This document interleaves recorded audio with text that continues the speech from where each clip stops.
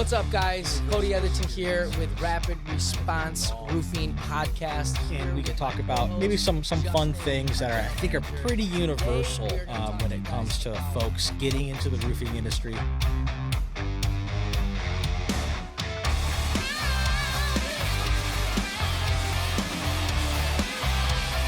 Hey everyone, welcome back to the Rapid Response Podcast.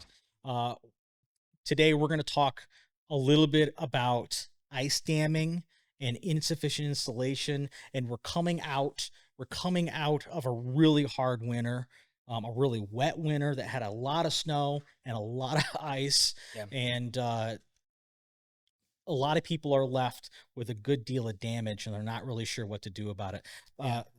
Take us away. I want to talk about ice damming and how to, identify whether you need to call a roofing company or an insulation company, or, some companies do both. But, I think when it comes to ice damming, especially in the state of Michigan, some people, when we install ice and water, some people think like that's the one-all, right? Like they think if you install ice and water shield, ice guard on your roof, that you are never going to have to worry about ice again. And unfortunately, it just doesn't work like that. I got to tell you, as a new sales guy, I have said this to a customer because I didn't know. Yeah. Because you get a lot of sales guys who might be. This isn't the way for us, but there are people in the industry who you get a sales guy who isn't that educated on the material. So early on, one of the job I sold, I said, here's ice and water barrier. This will prevent ice dams on your roof. Yeah. Not true at all. Yeah. Totally, not true totally at all. Wrong. Obviously it's there for a reason, and it does help prevent ice dams, but it doesn't completely stop them from happening. So the main issue when it comes to ice damming at the bottom of your roof is your insulation, right? So insufficient insulation, you can always tell. For one, that's when that ice starts forming at the bottom of your roof. For two, it's when you can see if you have two houses next to each other. One house, it has a foot of snow up there, doesn't look like anything melted, and the house right next to it, you can tell that there's spots melting and water dripping off the roof. That is due not to a bad roof installation, but to insufficient insulation in the attic. Because what happens is your home is heated, right? So as that heat rises through your home up into your attic, it then gets to your roof. By the time it gets to your roof, it is slowly melting the bottom layer of the snow off of your roof. So you've got the snow sitting on top, but underneath it's like a river. All that melting snow is just running down the slope of your roof. And when it hits that overhang, where it's a dead cold space, there's no heat heating the overhang. Right. It's coming from a heated structure, rolling down, melting until it hits that overhang. It's like a dead stop to an ice wall, and then that's where it turns to ice. Most of that can be prevented by proper insulation in your attic. Just by having the proper insulation in your attic is going to slow down at which that snow is going to melt, the rate of the melt of the snow, right? So, that's my take on it.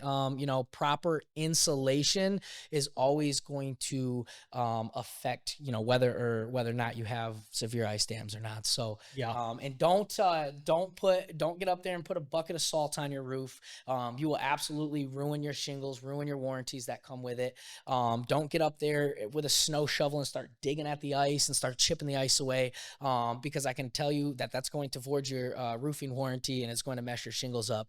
Hire a professional, specifically call Rapid Response Roofing. We'll make sure we get you taken care of anywhere in the state of Michigan. But if it's not us, contact a professional company to come and remove that ice for you. The other thing on how to properly help prevent the ice damming, or I should say help with the melting of the ice dam, is getting your electric wires up there, your heating wires. You can get heating cables for your overhang of your roof, so that way it does essentially make that portion become heated as well, to match the rest of the structure being heated, and then that ice or that snow will just melt all the way down right off the roof, rather than stopping at the overhang and freezing. So that's what I recommend. So I mean, this year in Michigan was probably one of the worst years for ice damming that I've seen in a long time. You could drive past pretty much every house down the road would have at least 3 inches of ice sticking up on there. And there's, outside of having the heated wires that run along your eave. There's not a whole lot you can do to prevent it other than proper insulation. Yeah. But just, so folks know, you know, the eave of your roof, there's usually open soffit there. It's usually a dead space, a dead cavity where cold air exists, and that really accelerates the production of ice right there. Um, yeah, everything you said is absolutely spot on. If you've had your roof replaced recently, it's always a good idea to try to give the company that did the installation a call. That way you're not voiding warranties. Yeah. A lot of folks don't know who installed their roofs because you've bought the house, in which case give us a call. We'd love to come out there and take a look at it. Got to get our little sales pitches in there. You have to do it. We're all salespeople at the end of the day. Yeah. But it's important to understand what's going on with your roof, how to prevent it, and at the end of the day, the best preventative measure for ice dams, especially in the state of Michigan, because we have wild weather, is proper insulation. Yeah. Yeah. And another step towards preventing ice dams as well. You see this more up in the northern part of Michigan. Like we did a lot of roofs up in Cadillac and Traverse City area. And a lot of those roofs in those areas, because they just get so much snow, so much ice, it's just cold.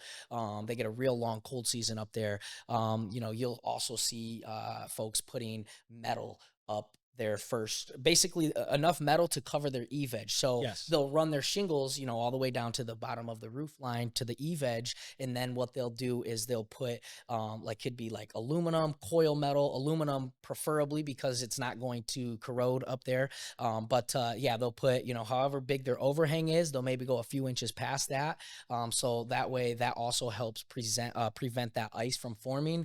It's a lot harder for ice to, hold on to that aluminum as it is to hold on to your shingle up there. So these are all just tips on how to help prevent ice damming. At the end of the day, if the situation is worse enough, like, you're still going to have ice on your roof. Yeah. So these are just tips and tricks on how you can help prevent those things from happening. So, and another tip is obviously keeping the snow off of your roof. Yeah. So if you have snow on your roof, you can get the roof rakes.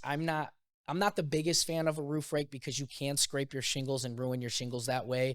But they are made for a reason, and you can use those to clear the snow off of your roof. No snow on your roof means there's no snow that can melt on your roof, which means there's no ice that can form at your eave edge from that snow melting. So, those would be my tips and tricks on how to help prevent ice damming on your home in the state of Michigan.